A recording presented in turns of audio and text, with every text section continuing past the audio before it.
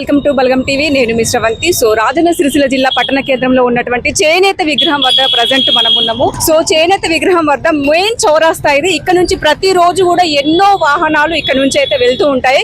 కానీ అలాంటి వాహనాలు వెళ్లే దగ్గర అక్కడ చూడొచ్చు పెద్ద గుంత.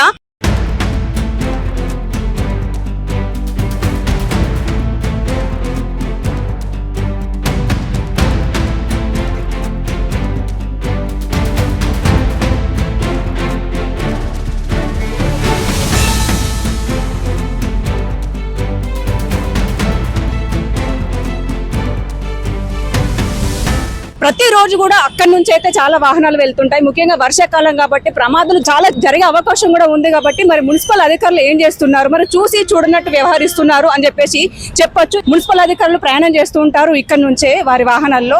వారి కంటికి కనిపించట్లేదా, వారు ఎందుకు ఇంత నిర్లక్ష్యంగా ప్రవర్తిస్తున్నారు? సో అసలు ఏంటి మరి అంత పెద్ద గుంత కూడా ఉన్నా కూడా అంటే ప్రమాదాలు ఎక్కువ జరుగుతాయి. సో ఎందుకంటే ముఖ్యంగా పెద్ద వెహికల్స్ వస్తే ఏం కాదు, కానీ చిన్న వెహికల్స్ వచ్చే వాళ్ళకైతే ప్రమాదాలు జరిగే అవకాశం ఉంది. వర్షాకాలము, అందులో వాటర్ కూడా నిండిపోతాయి. వర్షాకాలం వచ్చిందంటే ఇక్కడ నుంచి కూడా అక్కడ వరకు కూడా చాలా వాటర్ చేరుతుంది, అది కనబడదు. సో ప్రమాదాలు జరిగే అవకాశం ఉంది. ఒక్కసారి వారితో కూడా మాట్లాడదాము. ప్రతిరోజు ఇక్కడ నుంచే వెళ్తారు కాబట్టి మరి వారి అభిప్రాయం ఏ విధంగా ఉందనేది వారు మాట్లాడి రోజు వెళ్ళేదారే ఇది. ఈ గుంతల గురించి కొంచెం పట్టించుకొని మున్సిపల్ అధికారులు కానీ స్థానిక కౌన్సిలర్లు కానీ కొంచెం పట్టించుకొని ఈ వాహనదారులకు ఇబ్బంది లేకుండా చేయాలని చాలాసార్లు అందరూ నాతో పాటు నేను ఈరోజు ఏదైతే మీ ఆవేదన తెలుపుతున్నానో ప్రతిసారి వర్షాకాలం ఇదే బాధ ఉంటుంది.